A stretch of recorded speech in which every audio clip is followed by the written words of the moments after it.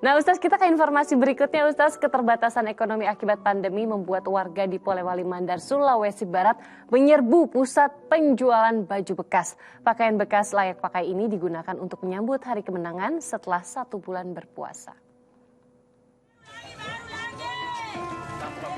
Jelang Hari Raya Idul Fitri, warga Polewali Mandar, Sulawesi Barat menyerbu pusat perdagangan pakaian bekas yang ada di Kelurahan Manding.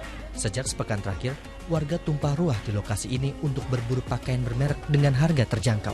Salah satu pembeli mengaku membeli pakaian bekas layak pakai agar anak-anaknya dapat menyambut hari kemenangan dengan ceria. Biasanya cakar bagus-bagus bahannya, harganya lebih murah. Lebih murah dibandingkan dengan di toko. Yang dibelikan ini siapa, Bu?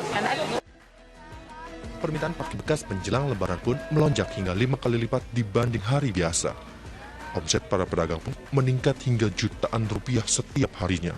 Ya mungkin ini waktu itu juga jadi orang sanggup. Semua ada sini pakaian, ada celana, ada baju, ada celana panjang, ada baju anak, semua ada ini. Perkirakan, jelang Hari Raya Idul Fitri, lonjakan permintaan pakaian bekas akan terus meningkat di tengah merosotnya daya beli masyarakat akibat pandemi. Edi Junaidi melaporkan dari Polewali Mandar, Sulawesi Barat. Masya Allah, situasi pandemi seperti ini justru menjadi berkah tersendiri ya Ustaz bagi para pedagang pakaian bekas menjelang Hari Raya seperti sekarang. Nah Ustaz, tapi sebenarnya gimana sih cara kita gitu untuk mengajarkan ke anak-anak kalau Lebaran itu sebenarnya bukan tentang baju baru atau sesuatu yang baru gitu. Tapi ada kekhawatiran juga kalau tidak ada pemanisnya gitu ya, seperti baju baru. Ini antusias anak-anak terhadap Lebaran atau bulan Ramadan jadi berkurang Ustaz. Baiknya gimana tuh? Ya, terima kasih. Lagi-lagi soal tradisi pakaian baru, kemudian menu makanan enak gitu ya.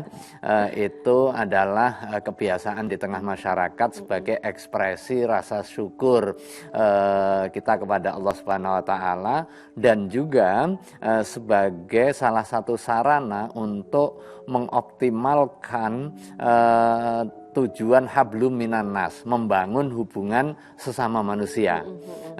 Makanya kalau dalam konteks aktivitas ibadah itu ketika pelaksanaannya berjamaah dianjurkan untuk memakai pakaian yang terbaik ya, seperti sholat Idul Fitri, sholat Jumu'ah, itu di samping suruh mandi biar nggak bau, kemudian pakai wewangian, kemudian pakai baju terbaik. Itu kepentingannya apa sebenarnya? Kepentingannya adalah menjaga relasi sosial. Nah, demikian juga tradisi baju baru pada saat Idul Fitri itu harus dimaknai di dalam konteks hablum minan nas untuk tampil secara optimal ya. Apalagi kayak saya zaman kecil dulu di kampung, beli bajunya ya pas Lebaran itu dalam setahun ya. Dalam setahun itu beli baju. Tetapi memang sekalipun itu identik dengan baju baru karena konteksnya adalah konteks mengoptimalkan hablum minan nas, tetapi itu bukan syarat, bukan rukun. Nah, kira-kira begitu. Karena ini saking jamaknya tidak hanya di Indonesia, tetapi ini juga di belahan bumi yang lain ya. Makanya kemudian ada syair yang menegaskan bahwa laisal id liman labisaul jadid. Id itu tidak diukur dengan pakaian baru.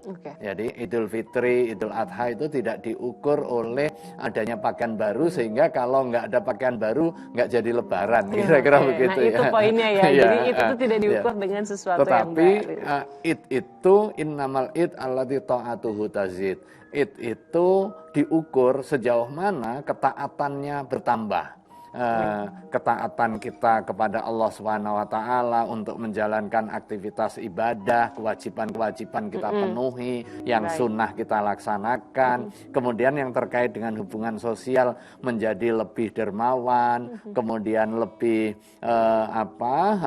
fleksibel di dalam membangun relasi sosial, nggak mudah marah. Nah dan itu dia poin-poin yang dicari ya. Semoga kita justru lebih baik lagi setelah menjalani 1 bulan penuh beribadah di bulan Ramadan.